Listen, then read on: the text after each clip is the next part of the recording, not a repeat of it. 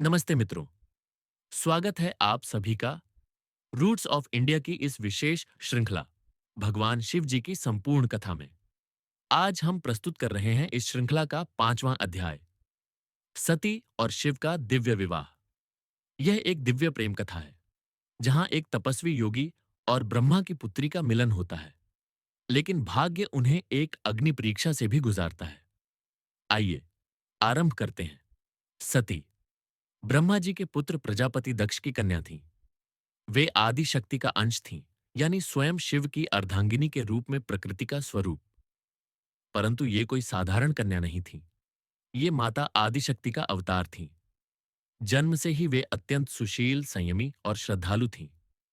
उनका मन संसारिक सुखों में नहीं, बल्कि आध्यात्मिक साधना और शिव भक्ति में लीन रहता था। सती ने अपनी छोटी उम्र से ही भगवान शिव को अपने पति के रूप में मन, वचन और कर्म से स्वीकार कर लिया था। उनके हृदय में शिव के लिए गहन प्रेम और आस्था थी। सती के बचपन से ही भगवान शिव के प्रति विशेष आकर्षण था। वे उनकी आराधना करती थीं, शिवलिंग को जल अर्पित करतीं और भगवान शिव के ध्यान में लीन रहतीं। शिव की तपस्या और वैराग्यपूर्ण जीवन शैली ने उन्हें और भी आकर्षित किया। उधर कैलाश पर शिवजी गहन तप में लीन थे, संसार से विमुख, वैरागी, योगी। लेकिन सती का निश्चय अडिग था, मेरा विवाह केवल शिव से ही होगा। जब उन्होंने सुना कि शिवजी तप में लीन हैं और विवाह के इच्छुक नहीं हैं, तो उन्होंने कठिन तपस्या आरंभ कर दी। राजा दक्ष ने कभी भी सती के शिव के प्रति प्रेम को स्वीकार नहीं किया। उन्हें यह लगा कि शिव का रूप, उनका जीवन शैली और उनका बाह्य रूप किसी राजकुमार के योग्य नहीं है। उन्होंने अपनी पुत्री सती को बार बार भगवान शिव से विवाह करने से रोकने की कोशिश की। दक्ष के अनुसार शिव एक विधर्मी, मौलिक और असामाजिक व्यक्ति थे, जो राज परिवार के योग्य नहीं थे। वे सती से कहते थे कि वह किसी सामान्य और सभ्य राजकुमार से विवाह करे, ताकि उसका जीवन सम्मानजनक हो सके। सती के मन में भगवान शिव के प्रति अटूट प्रेम और श्रद्धा थी। इस प्रेम में सच्चाई और निष्ठा की कोई कमी नहीं थी, और इसीलिए उन्होंने अपने पिता की इच्छा के खिलाफ जाकर भगवान शिव के साथ विवाह करने का संकल्प लिया। वे हिमालय में वर्षों तक तपस्या करती रहीं, कभी भी अपने लक्ष्य से विचलित नहीं हुई। इसी बीच देवताओं ने शिव से विवाह हेतु सती को स्वीकार करने का आग्रह किया। प्रारंभ में शिव ने इनकार किया, क्योंकि वे वैराग्य में लीन थे। लेकिन ब्रह्मा और विष्णु ने उन्हें सती के तप, उनकी भक्ति और उनकी शक्ति का वर्णन किया।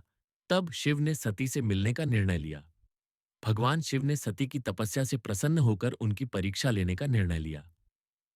भगवान शिव ने एक विभ्रम, माया रची और स्वयं को एक बूढ़े साधु के वेश में सती के समक्ष प्रकट किया। वे साधु रूप में सती के समीप आए और उनसे बात करते हुए शिव की निंदा करने लगे। हे कन्या, तुम जैसे कुलीन परिवार की पुत्री कैसे उस जटाधारी, श्मशानवासी, अर्धनग्न, भूत प्रेतों से घिरे हुए भूतनाथ को वर के रूप में चुन सकती हो? उन्होंने कहा, शिव भला विवाह के योग्य कैसे हैं? वे तो गृहस्थ जीवन से कोसों दूर रहते हैं। सती ने साधु के वचनों को सहन नहीं किया और क्रोधित होकर उन्हें रोकते हुए कहा, आप जो कुछ कह रहे हैं वह मेरे प्रभु का अपमान है। मैं केवल उन्हीं को अपना पति मानती हूं। यदि वे मुझे स्वीकार करें तो यह मेरे जीवन का सबसे बड़ा सौभाग्य होगा। यह सुनते ही साधु रूपी शिव मुस्कुराए और अपने वास्तविक रूप में प्रकट हो गए। उन्होंने सती के समर्पण, प्रेम और तपस्या को स्वीकार किया और विवाह के लिए सहमति दे दी। जब शिव विवाह के लिए तैयार हुए, तब उन्होंने अपनी बारात के साथ राजा दक्ष के पास सती का हाथ मांगने गए। लेकिन यह कोई सामान्य बारात नहीं थी। शिव की बारात अद्भुत और रहस्यमयी थी, जिसमें भूत प्रेत, गण, योगी, नाग आदि शामिल थे। खुद शिवजी भस्म रमाए, गले में नाग, मस्तक पर चंद्रमा और त्रिशूल लिए हुए थे। राजा दक्ष इस रूप को देखकर अचंभित और शर्मिंदा हुए, लेकिन ब्रह्मा जी और विष्णु जी के समझाने पर उन्होंने विवाह को स्वीकृति दे दी। फिर एक भव्य वैदिक विधि से शिव और सती का विवाह हुआ। विवाह के बाद शिव और सती पार्वती लोक, कैलाश में रहने लगे। यही कथा आगे चलकर सती के आत्मदाह और पार्वती के रूप में पुनर्जन्म की ओर बढ़ती है। तो मित्रों, यह थी शिव और सती के विवाह की वह दिव्य कथा। जिसमें भक्ति, तपस्या और सच्चे प्रेम की पराकाष्ठा देखने को मिलती है। अगर आप जानना चाहते हैं कि इस विवाह के बाद क्या हुआ, तो अगले भाग को जरूर देखें। वीडियो पसंद आया हो तो लाइक, शेयर और सब्सक्राइब करना ना भूलें। धन्यवाद। आए